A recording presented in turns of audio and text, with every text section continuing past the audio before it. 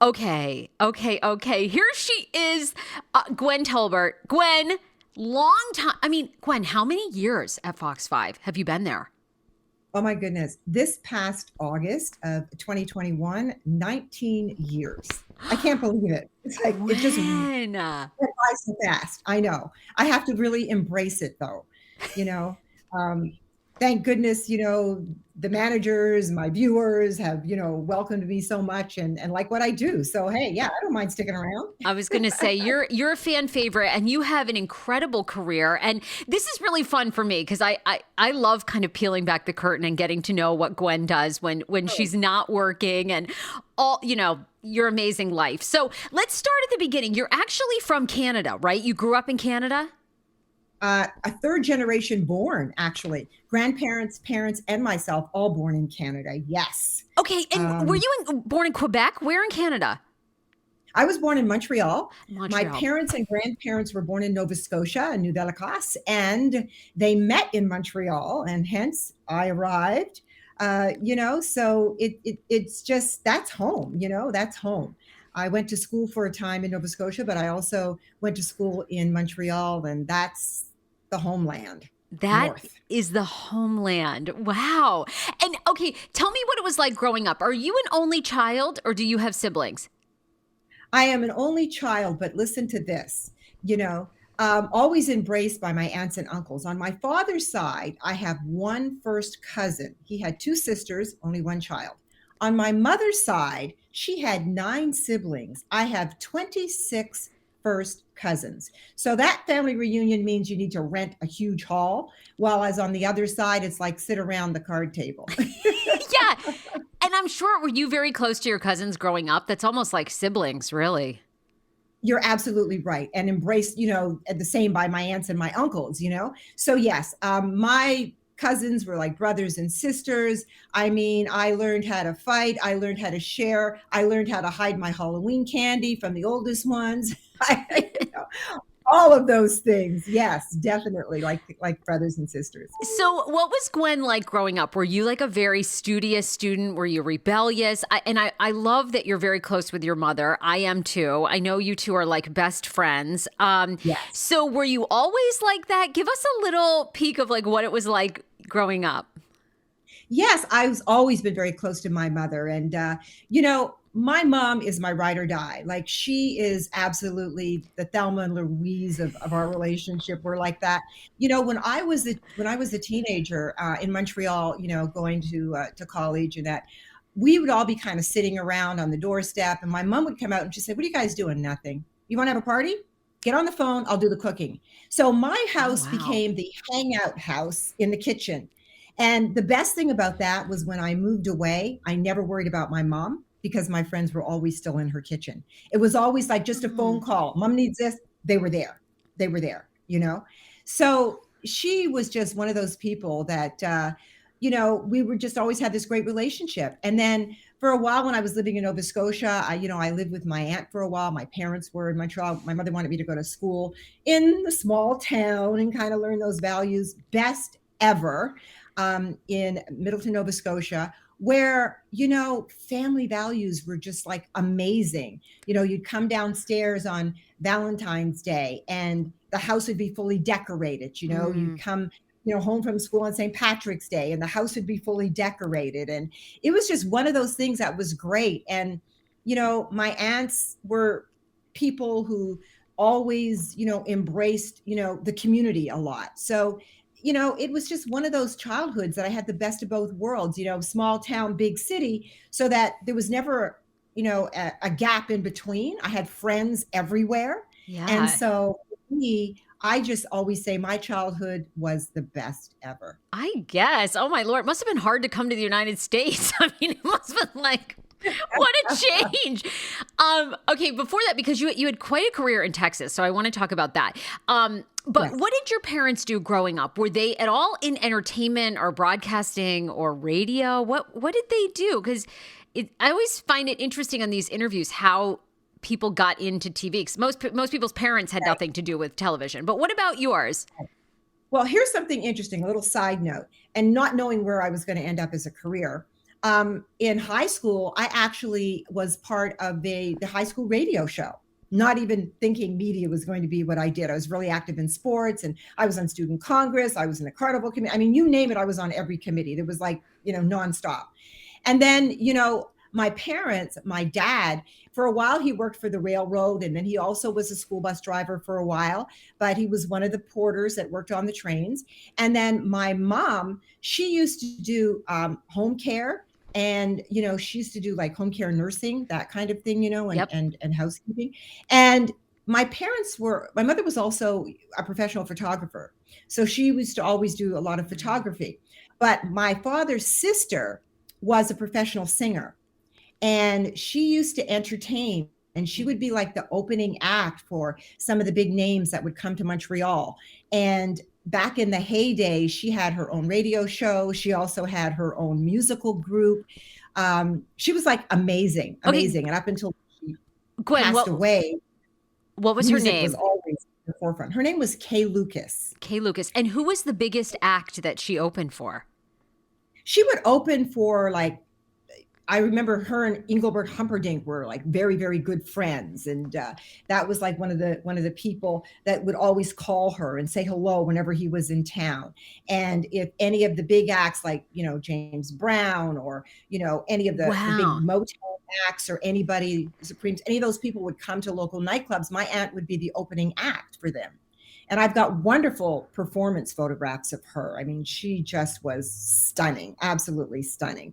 The one thing about her, which was interesting, was as a child, my mother used to say, I used to always put on my mother's high heel shoes, and my aunt always smoked with a cigarette holder only. And I would, put a towel around and go, I'm Auntie Kay. Look at me. I'm Auntie Kay. So my aunt, when I got in television, used to say, oh, you take after me because you're in the entertainment business. And my mother would kind of roll her eyes and go, no. Oh, no, your mom wanted you to do something else. Right, Wow. exactly. So you kind of had a connection to fame in Canada. Was that the interest? Was that what sparked you to be in TV? When Not was that really. moment? Okay. Well, music was part of my family too. My dad played guitar. My aunt sang. My mother used to manage a local band that my cousin played in as Wow. well. So they were all kind of involved in it. Actually, what got me into television was interesting because I started off, I was going to be a social worker. I was really into community service, and I was going to save the world's kids. I was going to be, I was going to be a social worker. I mean, I did piano. I even learned drums for a while. Music was, like I said, part of our thread in the family. But along the way, I started volunteering with a local community television program. And I sort of thought, well, this is interesting. Somebody approached me and said, would you be interested in doing this? And I'm like, oh, maybe I'll try. And it was a community television workshop program. So I got involved in that, and I eventually became the permanent host of that community TV show. And I thought, wow, this is kind of interesting, isn't it? I never thought about television as a career. And it was the one thing that really sparked my interest. And I went to university. I got a journalism degree, and started kind of pursuing it. And then one day I saw this. I moved from Montreal to Toronto for a while, and I was teaching children how to do acting in television commercials. And I saw this ad where they were looking for someone to do the weather back in Montreal on the Weather Wow. Network, which is the same as the Weather Channel here. Okay. And so I thought, well, I've got some of that TV experience, because in this television program that I did for the community, it was like a news magazine show. And I, on that show, even got the opportunity to interview Jesse Jackson when he was in town at the time.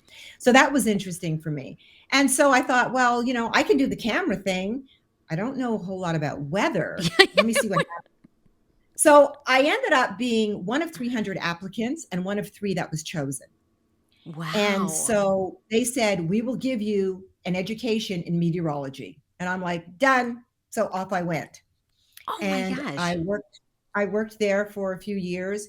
And then along the way with there, we did some reporting, and I anchored this segment called Earth Watch, which was sort of at the news desk talking about things happening in weather, around the world. And one day there was this major snowstorm in Montreal, like huge snowstorm in just about all of Canada.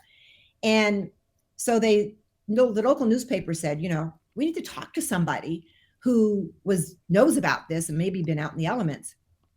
And I, at that time, working for the Weather Network, the Weather Network is national. And Yes. so Yeah. I was the first one on the morning at 3:30 a.m.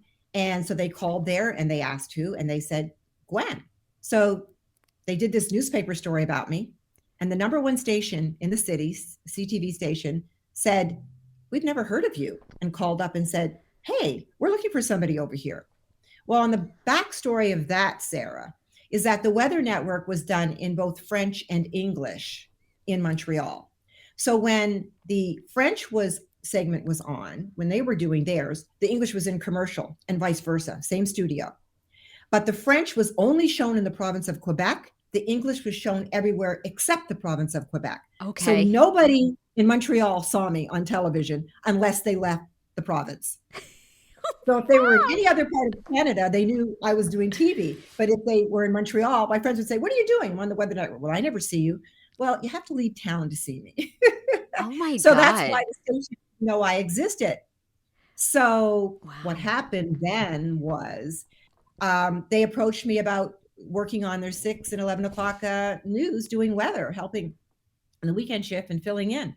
So I said, well, I'm working here. I don't know. So I go to my boss and he goes, I don't care. It's no competition to me. They don't see you here on my station. 2 television jobs simultaneously in one market. Wow, Gwen. I mean, that's an incredible career start already. I mean, most people struggle to get one TV job. Here you are, you have 2. Okay. Now, would this have been like your early 30s, like, or was this like right out of college? I mean, that's like pretty amazing. No, this was a couple of years out of college. And then what happened was I hadn't finished my degree. And so I ended up that I was going to school and doing the 2 jobs at the same time. Wow. So it was like coming home from the 11 o'clock news, getting the paper ready for school the next morning, running to school the next day, getting my classes, running back. I mean, it was quite a challenge, but I did it. And, once I was at the CTV station for a while, I left the Weather Network and stayed there. And then they allowed me to do, other things. I was the first person of color who had ever been on like doing the weather, or, there was a couple of people who had done some other type of segments there, but nobody who was a regular on the news, in the news shows. So, the university ended up, saying, wow, this is pretty cool. And then I ended up, they let me do Black History specials. They let me do other things. And, I really grew there a lot, which was great. But then I got to the point of what happens now. So I was going to say, because, you worked in Texas, right? At a Texas station for many years, and you were a very big deal there. I mean, the ratings were really big, you were a well-known personality. So how do you get from Canada to Texas? Well, while I was at the CTV station, I also got the opportunity to do some consumer affairs reporting, which was a show called Fighting Back. And it was like going out and fighting for the little guy. He got, buzzed over by this big corporation, and we're going to fight for him. So I did that. But then I did a travel show shot on location, which was pretty cool. And that was called Travel. So that was a lot of fun too. And that was syndicated. And then I kind of got to the point and I'm like, okay, I'm doing this. What happens now? And everybody in the city was so embracing, because here was this person of color on the news show on a regular basis that hadn't really happened before. And I say a person of color, being that I'm Black, there was an Asian anchor on the show. But, other than a couple of other people doing other things, that was basically it. And no one of color had ever done the travel show. But then I got to the point that, what do I do now? So I started looking around and I'm like, do I go to another part of Canada? If I go to the States, I'm kind of a needle in a haystack. Yeah. But I discovered the National Association of Black Journalists, and I went to one of their conferences and checked out the job fair. Let me see if I have what it takes. I don't even know if I have what it takes. And I started getting called for jobs. The first one was New York City. I turned it down. You didn't want to live in New York? No, it was a startup operation, and they were starting a brand new station. And all I could think about was, if it doesn't work out, I'm going to be coming home. I wanted to go with a station that was established, that had a history. So I turned it down, and 2 years later, that station folded. Oh my God, good instincts. Okay. Yeah. So I started applying.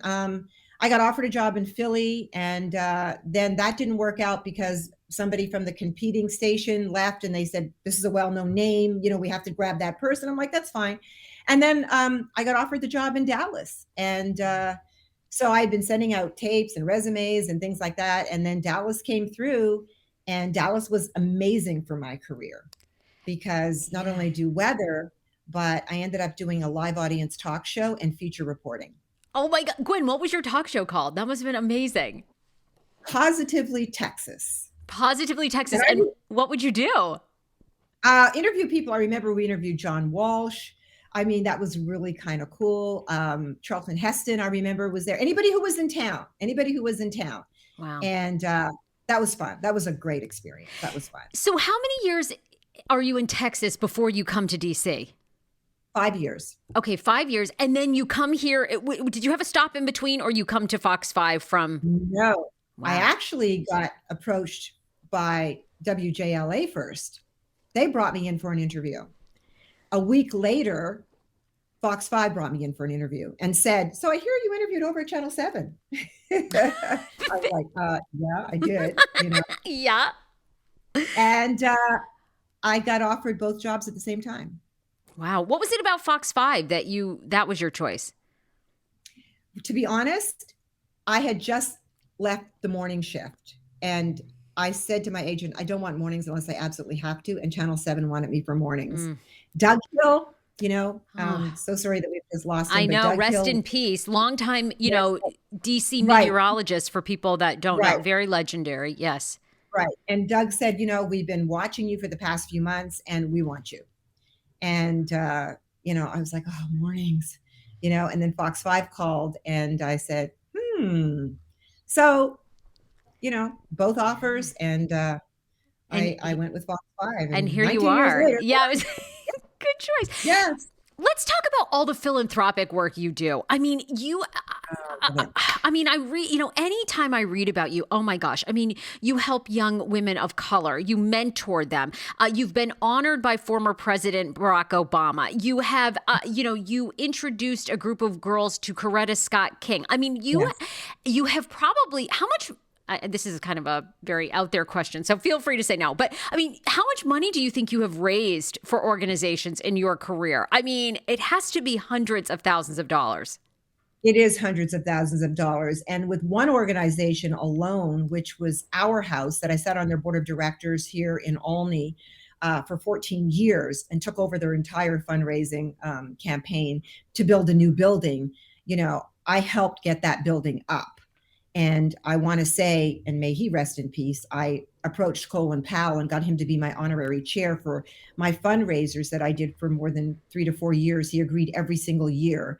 And Charles Dutton, also, I got him to come on board and help me, as well as, Sheila Johnson, she came on board at my request as well.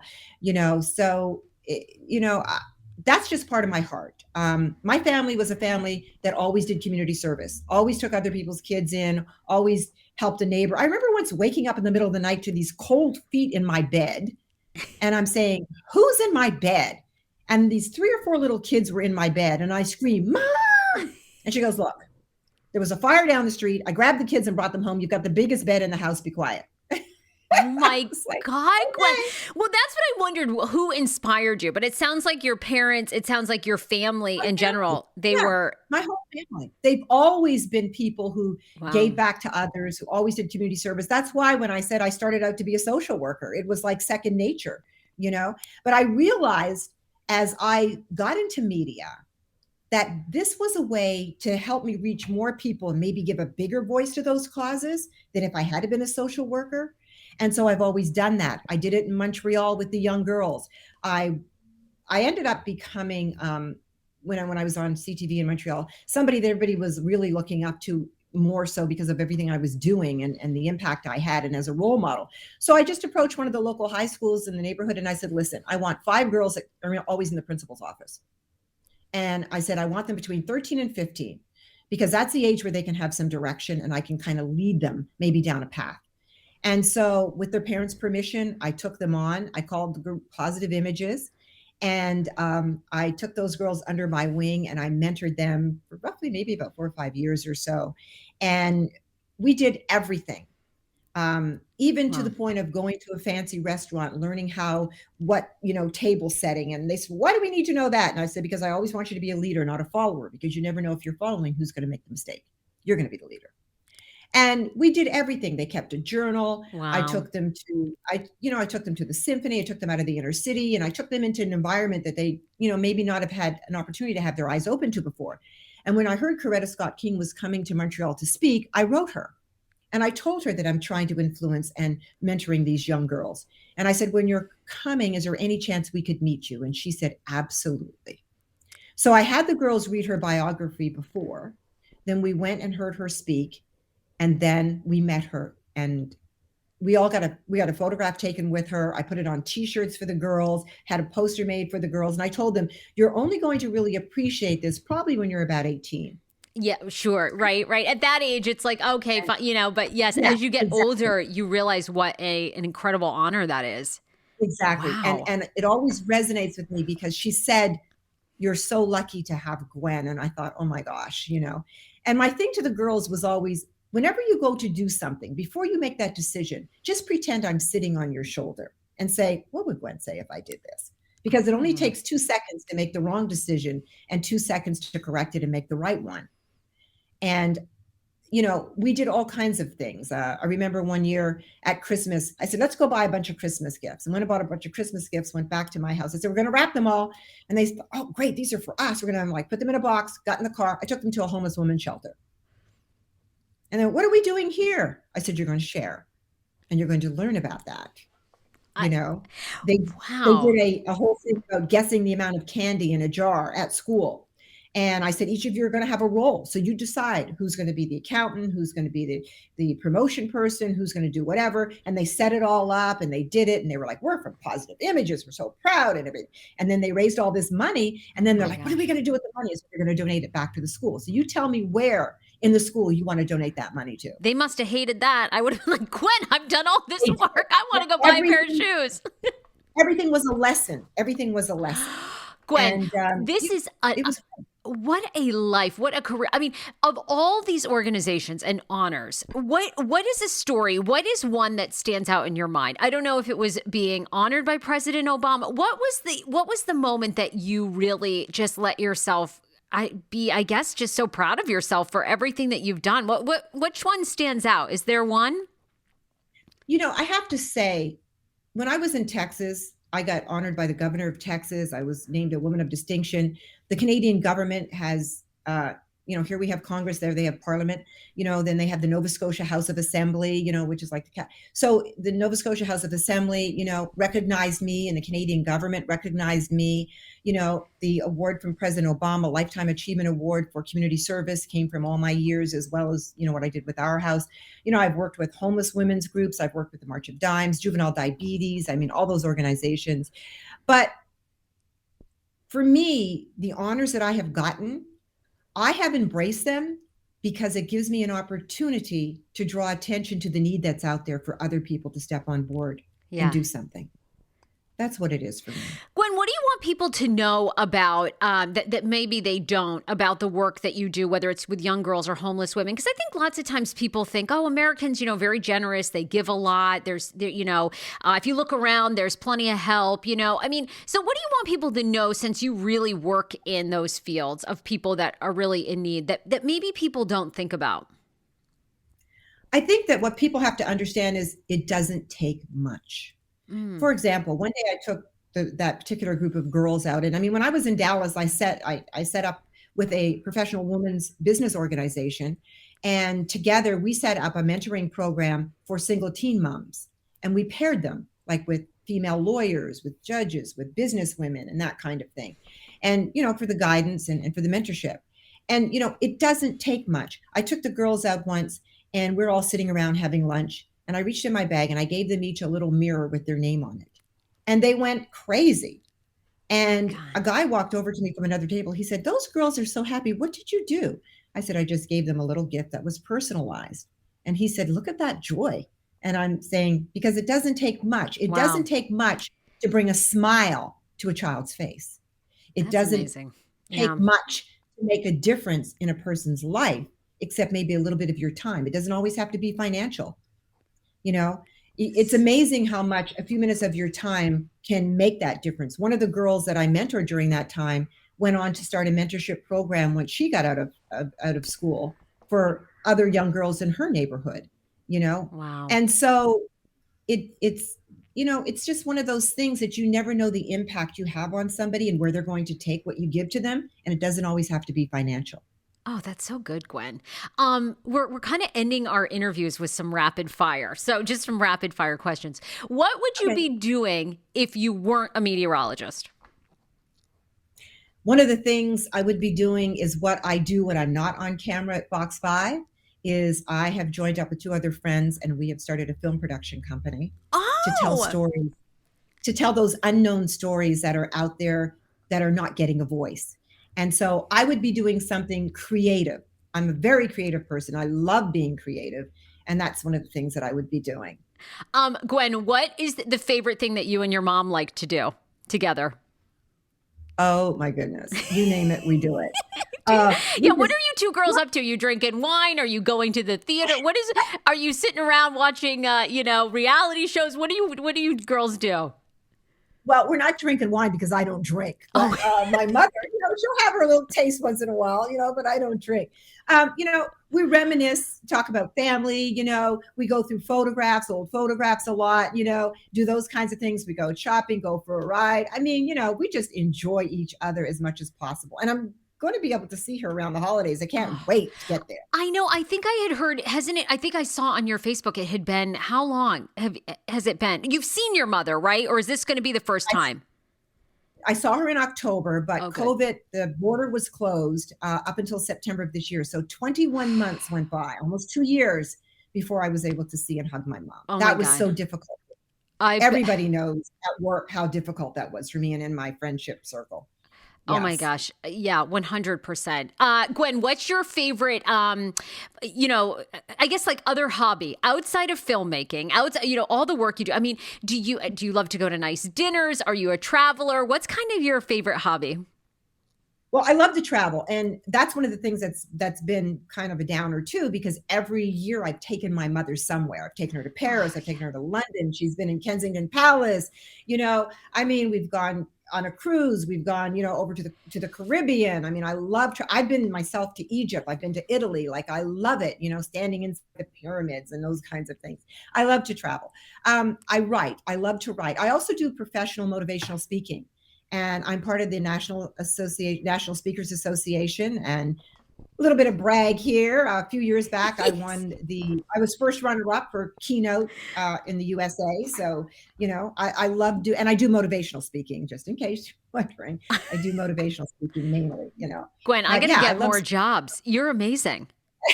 You're amazing, Gwen. there's Okay. enough hours in my day. You are just unbelievable and selfless. It is just amazing. Last thing, when is the last time you laughed at something, yourself, someone? What happened that made you really laugh? Hmm. I think the last time I laughed at myself was probably a few weeks ago when I went to make coffee, but I didn't put the pot underneath and I turned it on and walked away. It's How like, did it get all the way? How long was it brewing before you noticed? too long. Let's put it that way. It's like, oh, that coffee smells great. And I walked in and my floor said, it's fantastic. Let me tell you. Oh my gosh. Gwen Tolbart, this was a treat. I mean, you are just a woman of such great, I admire you so much. And I really know the audience does too. You're a fan favorite. I love to watch your Facebook lives. Our audience adores you. And I just admire the work you've done. Tell people you're on social media. We can follow you on Facebook. We can follow you on Instagram. And I know when can we watch you? I know you fill in a lot too, but do you have some hours that we can definitely see you at Fox 5? Yeah, my regular schedule now, because I'm now reporting 3 days a week, which I'm excited about. And I just want to say this, I'm really into telling the community stories, the stories of the heart out there, people who help people, people who need help, people who are just doing for others, and I love those stories. So please share those with me if you have them. You can hit me up on Facebook and Twitter at Gwen Fox 5 DC. Instagram, it's Gwen Tolbart TV. So, please just hit me up with those stories. I'm on Saturday and Sunday mornings, 7 a.m., doing the weather with Maureen Ume on Saturdays from 7 to 9 in the morning. Get up early, grab the coffee, and join me. Yes. And then on Sunday with Tom Fitzgerald at 7 a.m. And then Monday, Tuesday, Wednesdays, if I'm not doing weather replacing anybody else, I am out reporting, and you can see my stories in the 4, 5, and 6 o'clock shows. Love it, Gwen. Thank you for everything you do. Thank you for sitting down for this. Bye, Gwen.